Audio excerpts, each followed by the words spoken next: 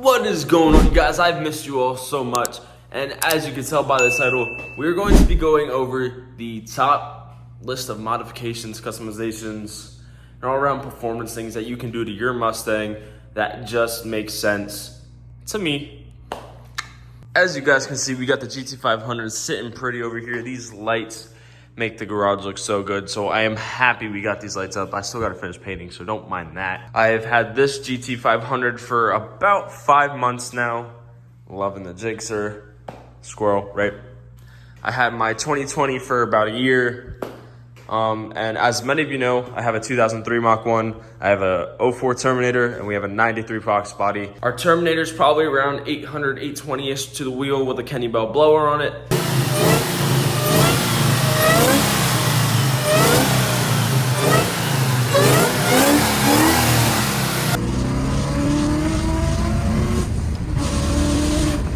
Mach 1, as many of you know, I blew up probably about 2 years ago, spun a rod, and we ordered the Manly Stroker Kit, which holds up to 1100 horsepower, I think at 8,000, 9,000 RPM if I'm not wrong, or if I'm not mistaken.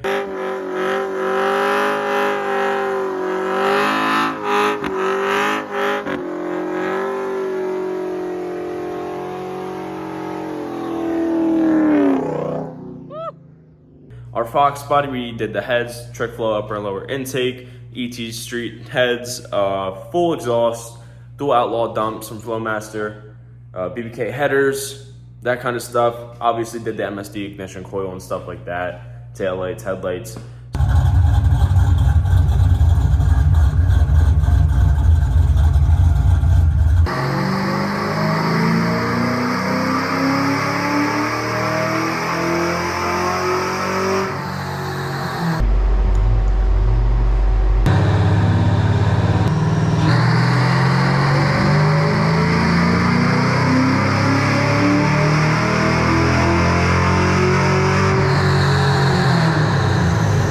So, kind of going over the same basis here, the Foxbody makes only like 305 horsepower. Slowest car, but one of the funner cars. Without further ado, these are the top mods for your Mustangs that I'm going to be going over, whether it be S550, S197s, SN95s, Foxbodies, whatever you got. This pretty much pertains to all platforms.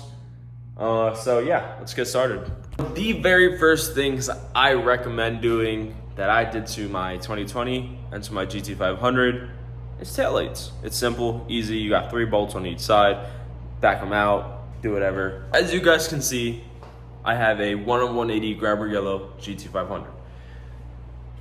Yellow cars in general are a little weird to me. This color took a lot of time to get used to. So obviously before, I had the red OEM taillights, which I'll show now. And I upgraded to the XB LED taillights from Morimoto. Now there's a bunch of Euro style options available everywhere else. I just have never had issues with Morimoto. Great customer service, easy to work with, whatever. Morimoto has made things simple. I am waiting on my Morimoto headlights, which I'm going to show now for the Gen 1 version. They fit my GT500, so that's gonna look really cool. I showed you guys an example picture of what they look like on a GT500. Alright guys, so really quick, I just wanted to show you that Morimoto does have a bunch of other headlight options available, just in case you're not doing the like RGB headlights or taillights that everybody else is doing, as well as taillights. So make sure you go out on the Morimoto site, just check them out. A lot of it's in stock, but they do sell out very quick. So again, make sure you go check them out, get quality pieces for your car. And yeah, let's get back into the video. Deuces.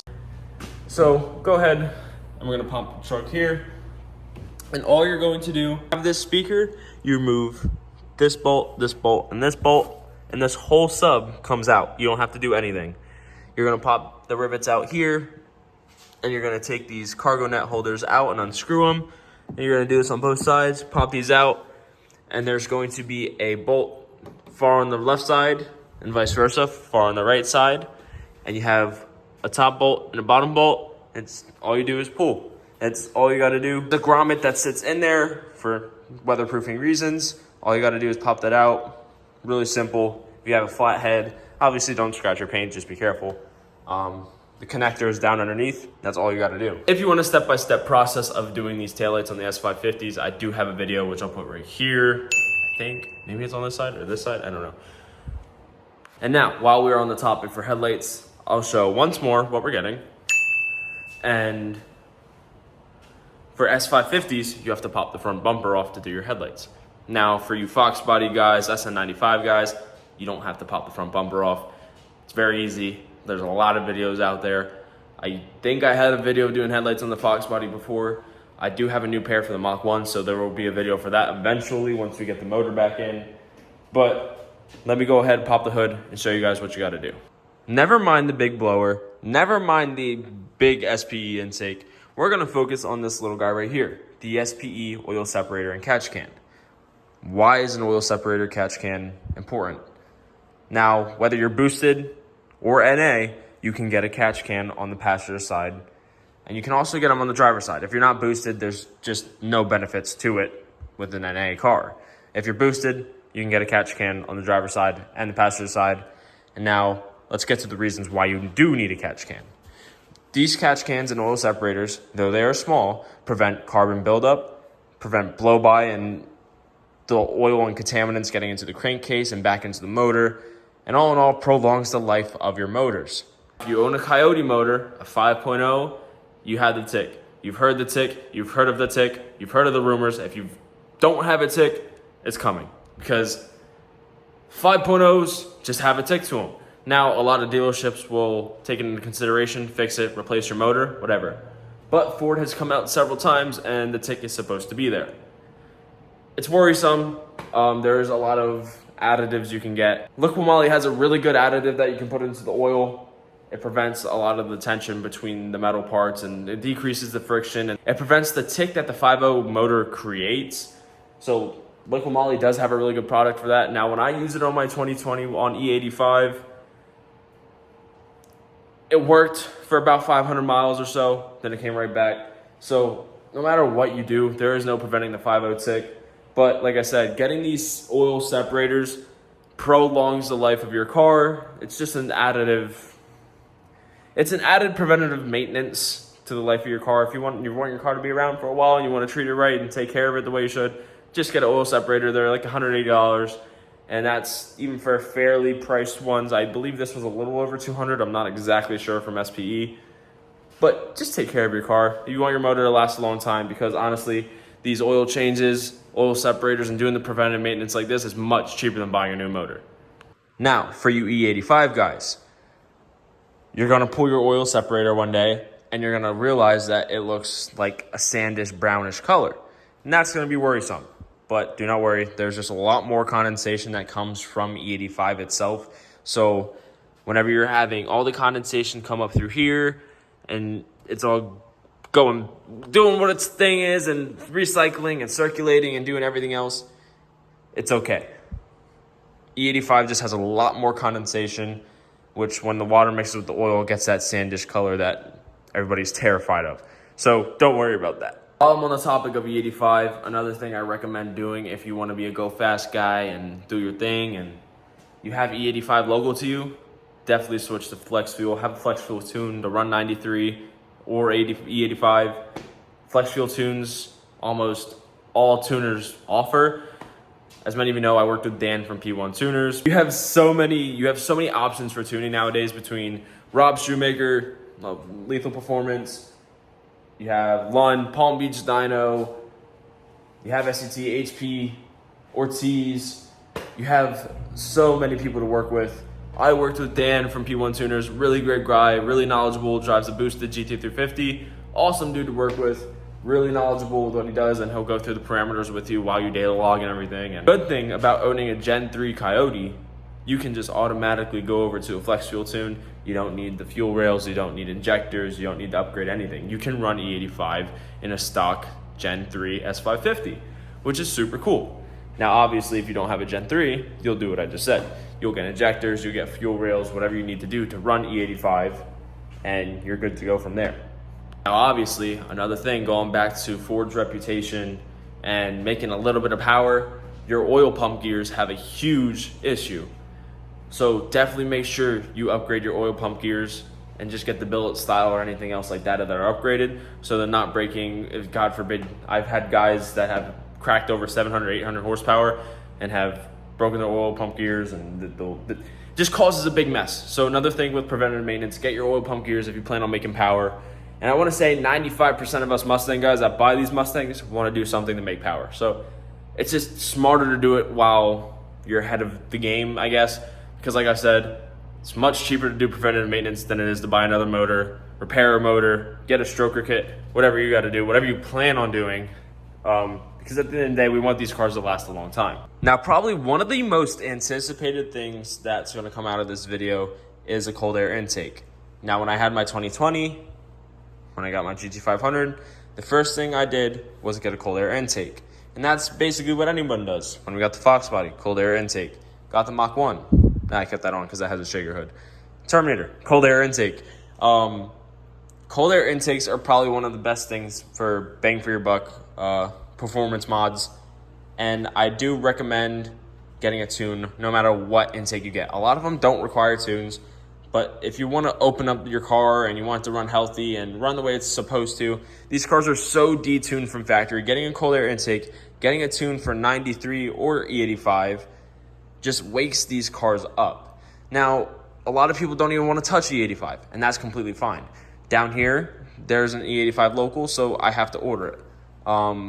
Hence why I haven't put E85 on the GT500 yet. Still a whole bunch I want to do. As you guys know, we had a whole bunch of issues with the car, so I'm holding off on throwing a bunch of power at it right now. I just want to see how reliable it is for the moment, and I'm grateful for it running as long as it has currently. Work up with a tuner, whether it be Lund, whether it be Palm Beach Dyno, whether it be Rob Shoemaker, whoever does your tune.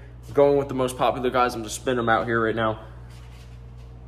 Just get a tune, a cold air intake, and get it tuned on 93 or 85 for your Gen 3 guys. If you want to do the fuel system and you want to upgrade to E85 on a Gen 1, Gen 2, I recommend doing it for E85. Again, another thing that's so bang for your buck, I guess. It just, the amount of power you're getting without being boosted, it doesn't make sense not to. It's one of the easiest things you can do, especially if you run E85 now before you go boosted. That's just more power for you down the road. Now, another thing I recommend doing, you see these SPE radiator mounts. They don't have to be from SPE. They don't have to be from whatever. I'm not sponsored by anyone right now. I'm not going to throw brands in your face and force you to get anything, but it definitely does clean up the look of the engine bay. And there is a bunch of, whether you get a new coolant reservoir tank in itself, whether you get the fuse box lid, you can get covers for them if you want instead of replacing the lids, your brake reservoir cover. I do plan on probably getting Shelby, and like carbon for the brake reservoir cover, make it look different. I don't want to add Shelby everywhere, but it's a little idea, a little personalization you can do to your car for fairly cheap. Now, a lot of you, if you own a Shelby, if you own a GT500, own a GT350, or even you GT guys and EcoBoost guys, there's a company that actually makes inlays to go in. So where the black would be, where the black is now, you'd have a sticker of like, it'd be a decal that you inlay into the emblem of another color that you decide. So like there's some people with green or blue that put green on green and blue on blue, but I can't imagine yellow on yellow. That's just obnoxious to me, so I refuse to do that yet. But leading on to the next thing is probably one of the most important things to me as a detailer. We see how beautiful the paint looks right now on the GT500, and the next step that I would say, one of the most important things for me as a detailer, I would say to do, is get PPF. Now, this is just my personal opinion, but if you love your Mustang as much as I love my Mustang, get PPF. Get it ceramic coated so your paint can last, a long time for you to enjoy, whatever. Now, if you plan on wrapping your cars or anything else, that's different, but just get PPF. My hood is PPF'd with paint protection film. I also have it on the fenders, and it's also up here. You can see the line. Now, there's obviously a texture to it. If you don't know what PPF is, it prevents your paint from getting chips, and it prevents it from getting damaged. Now, again, this is a one of 180 grabber yellow GT500. So whoever had it before me did the PPF, but whoever had it didn't paint correct it, didn't fix the swirls, didn't get scratches like that out. So now that I pointed that out, the camera's like picking it up now. But depending on like what angles you go to, I mean, I guess now that you see it, it's just always there. I was that way, kind of, right. Kind of, if you're not paying attention, it's not there. You get what I'm saying. But whoever had it before didn't take care of the paint, didn't do anything before getting it PPF, which is completely absurd to me. So whoever wrapped this in PPF, which the companies actually put their branding on the inside of the door on a sticker. I'm not gonna throw their names out there because horrible job on letting someone wrap their GT500 with PPF and not paint correcting it. So not cool. But yeah, so to prevent these rock chips and everything else, get your car PPF'd. Make sure your car's paint lasts a long time.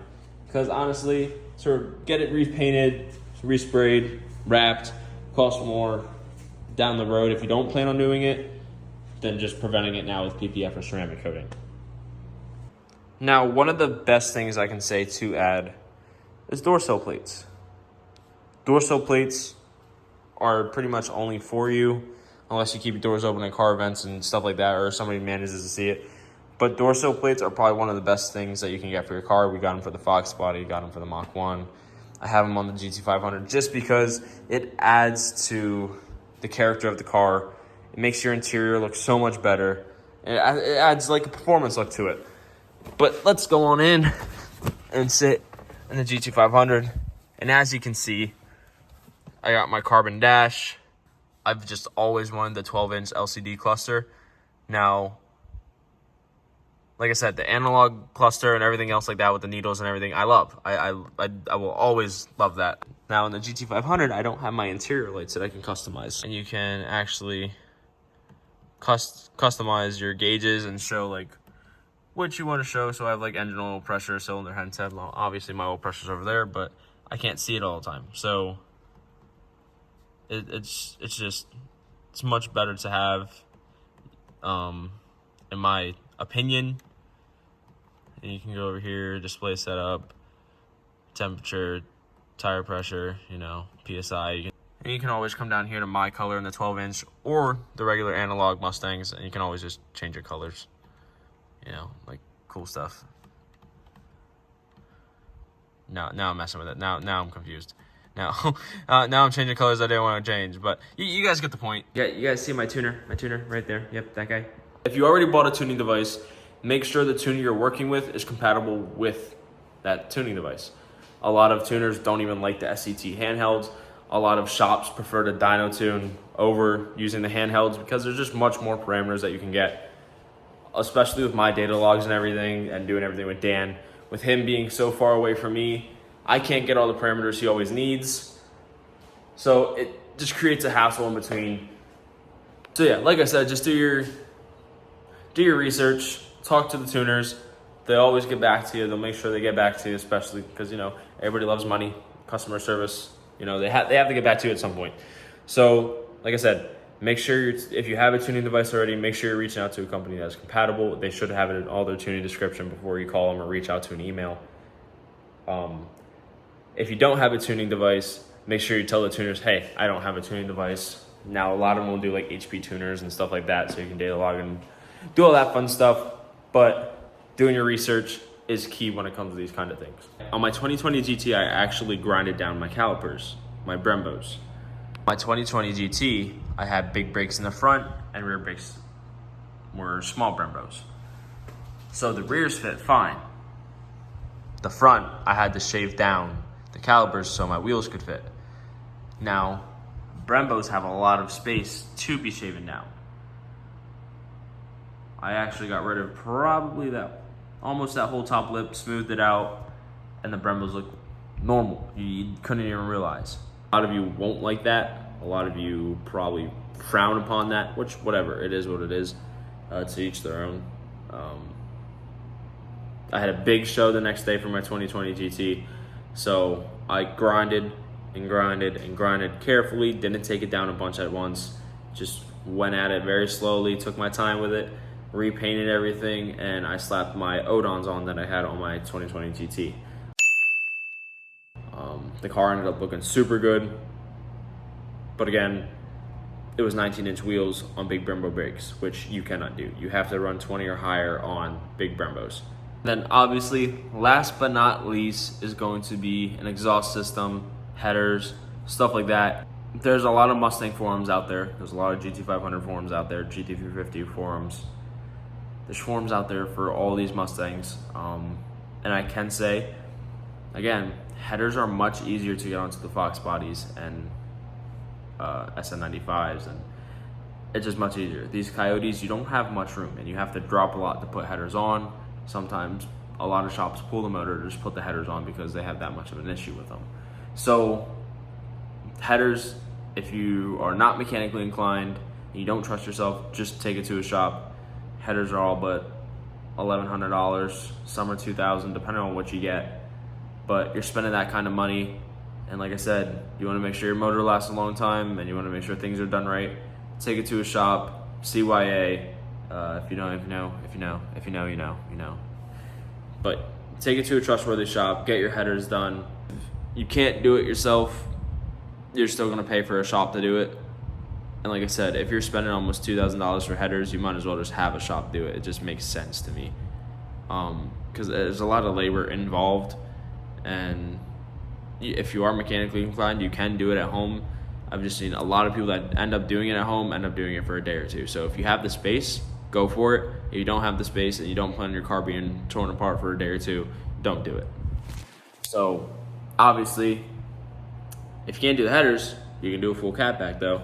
So definitely one of the top mods you can do for your Mustang after your intake's on, after you do all that kind of stuff, and you want to do everything all at once and get your tune wrapped up for everything involved. Cold air intake on. If you want to swap over to E85, swap over to E85. Like I said, Gen 3, you can do that right away.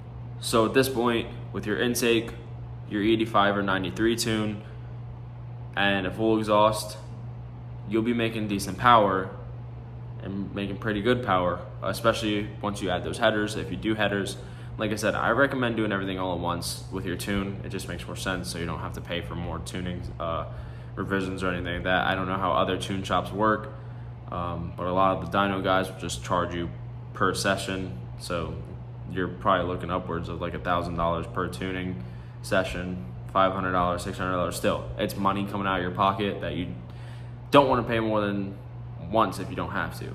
So make sure you get everything, make sure it's all covered for you, make sure it's what you want, because once you do all these modifications, there's no going back. Now obviously you can completely revert back to stock, you can tune it back to stock. It's a game that we all play whenever we mod our cars. Your warranty's out the door, everything like that. So if you're worried about warranty and you're modding your car, you're worried about the wrong thing. Just mod your car, have fun, do what you can. I'll show a clip of the GT500 cold start.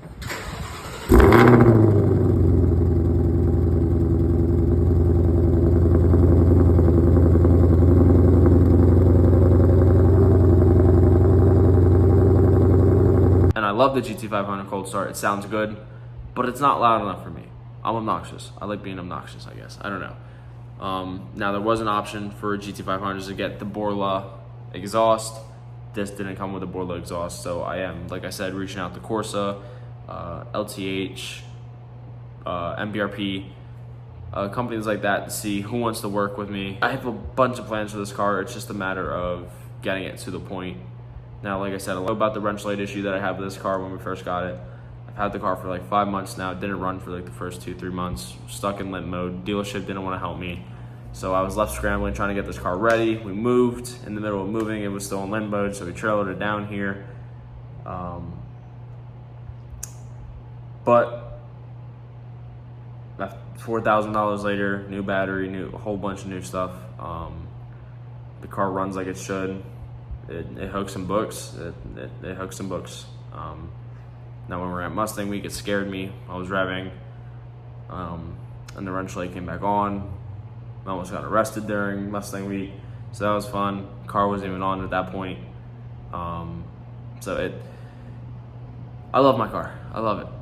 I've gotten pulled over twice in the past 2 weeks in it, because who buys a yellow car, And I love it. It's absolutely special to me. And like I said, The last person who had it did not take care of it at all. As I sit here, you see that? That's a scratch. That's a scratch. There's not much depth to it, but all the wheels are curved. Hence why I say, get yourself some wheels. These are 20s. Now there is a little bit of room. I could potentially run 19s on here with no issue. I just don't want to. The 20s on it look good. The fitment's great. I might run a bigger sidewall on the next tire we get, just so we can clear in that little bit of gap. But all in all, like I said, it's my first GT500. I love it. You guys see the little Roush intake giveaway over there. We still have the Roush intake up for grabs. I haven't been doing much for the giveaway just because I don't have that much followers to begin with. So to do a giveaway, it's just on like, what are the odds? Like 3 people comment something, right? And I have to pick out like those 3 people. Like I want this giveaway to be a good giveaway. So I do have to do more updates on the giveaway and everything like that. So trust me, it's coming. I'm working on how I want to do it, how I should do things. I want it to make fair, so you get what I'm saying? But yeah. As I sit here, I'm just in love with the car and how it looks. I'm grateful for it to be here. I'm grateful for having a GT500 to begin with. The jigsaw looks so good under the hexagon lighting, so I love it. But yeah, so I greatly appreciate you guys. If you watched this far, I love you guys. I appreciate it. If you haven't already, subscribe, like the video, leave a comment if there is anything I missed. If you guys like the video, just comment that. It helps. It truly helps. You guys just being here helps, and I appreciate you guys. So yeah, get your exhausts on, whether it be Corsa, Cooks, Headers, Borla. There's a bunch of companies out there. Pipes, LTH. Yeah, BBK. I don't know how much BBK makes anymore for S550s, but there's tons of stuff out there for you guys to get your cars rolling and get them modified the way you want them to be. Only thing I'm gonna say, don't do louvers. Don't do louvers. Rear window louvers and side louvers are out of style. Unless you're driving an old Boss 302 and you got the side louvers on, cool. But other than that, all the old GT500s, old GT350s, side louvers are okay. S550 guys, stop it, please. Let's move on. Let's move on. New generation, right? But yeah, even hoods or wings or side skirts, front bumpers, rear bumpers, all from like Cervini's, Anderson Composites. If you want carbon, stuff like that, just go ahead and do it. Stop going on these forums and asking people for permission to do mods to your car. Have fun with your car. Do what you want. Do what makes you happy. And yeah, as I sit here in my little camper chair in my garage filming this video for you guys, you know, I woke up wanting to make this video. You know, I love making these videos for you guys. I love talking to you guys. I love meeting you guys. This is what I've grew up wanting to do. So I'm going to continue doing this and making videos for you guys. So like I said, leave a like, subscribe, comment, so I can keep making these videos for you all. But yeah, I appreciate you guys so much. I love y'all, and I'll see you in the next video. Deuces.